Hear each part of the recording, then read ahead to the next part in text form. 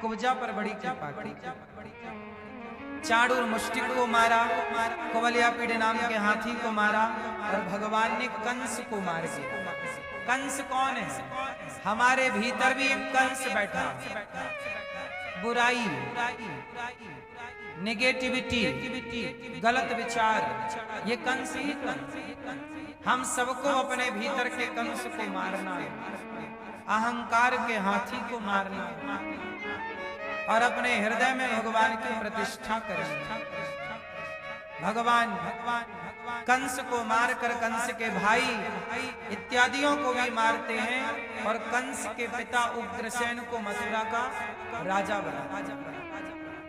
भगवान ने अब देवकी और माता देवकी और पिता वसुदेव के पांव की बेड़ियां खुलवाई और भगवान आज वर्षों बाद अपनी मां से मिले। मां रोने लग गई। नंद बाबा को वसुदेव जी ने कहा कि कृष्ण हमारा बेटा है। नंद बाबा तो सुनते ही मानो पृथ्वी खिसक गई पांव के नीचे से। चले यशोदा मां इंतजार कर रही थी, समझाए। किस तरह समझाए वो कल हम विस्तार से कहेंगे। भगवान पढ़ने उज्जैन गए। 64 दिन में 64 विद्याएं सीख कर गुरु जी ने उन्हें विद्याएं दी तो भगवान ने गुरु जी का मरा हुआ पुत्र जीवित करके लौटाया दक्षिणा में। भगवान यदि इतना सा लेते हैं ना भैया, इतना सारा देते हैं। इसलिए कहता हूं कि भगवान कभी किसी का कुछ रखते नहीं। भगवान कभी किसी का कुछ रखते नहीं। इतना सा यदि भगवान लेते हैं तो इतना कुछ करके देते हैं। भगवान उन्हीं को देते हैं जो किन्हीं को देते हैं। इसलिए आपसे मेरी प्रार्थना है कि आज गणेश चतुर्थी है। गणेश जी इस बात के साक्षी हैं कि आपने गौरी गोपाल आश्रम में जो संतों को भोजन मिलता है, हजारों हजार भक्त यहाँ पेट भर भोजन करते हैं। इन संतों को जो आप भोजन का सहयोग करते हैं तो आपके सहयोग के बल पर यहाँ सब संतों को भोजन मिलता है। तो आपसे मेरी बस इतनी सी प्रार्थना विनती कि आप भी इन संतों की सेवा में सहयोगी जरूर बने। गौरी गोपाल आश्रम में ये संत सेवा होती है। कोई भी साधु आता है, वृंदावन क्यों आता है व्यक्ति? साधु बनते हैं कि वृंदावन में भजन करेंगे, भगवान का दर्शन करेंगे।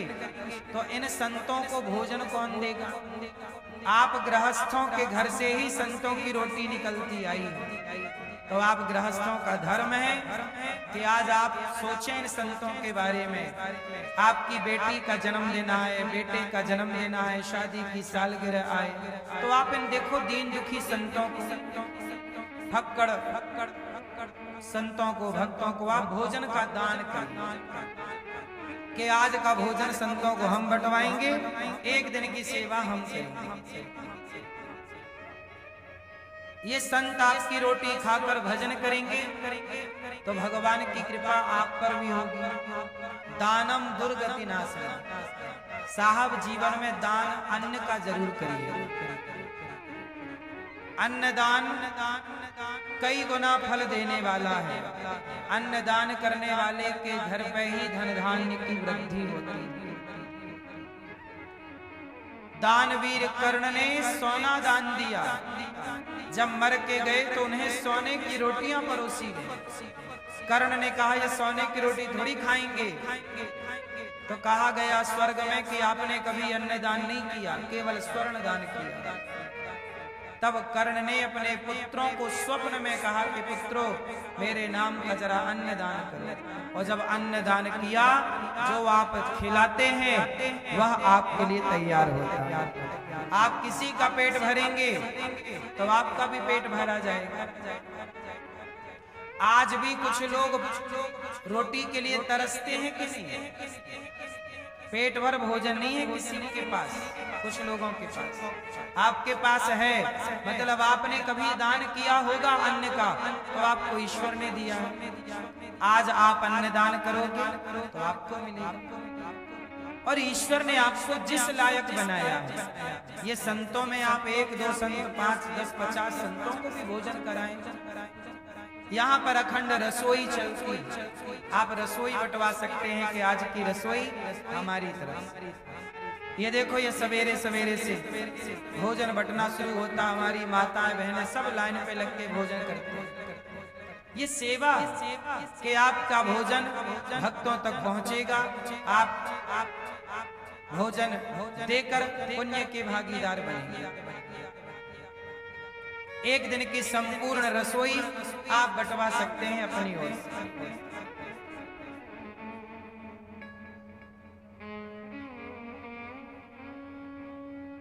ये सेवा है भैया। कितने भक्त यहाँ आते हैं बिहारी जी का दर्शन करने, संतों का दर्शन करने। दर्शन संतों का करते हैं, दर्शन बिहारी जी का करते हैं, पर वो भक्त भोजन प्रसादी गौरी गोपाल जी का पाते हैं। बड़े बड़े संत यहाँ दर्शन करने आते हैं, यहाँ की सेवाओं को। आज ये संत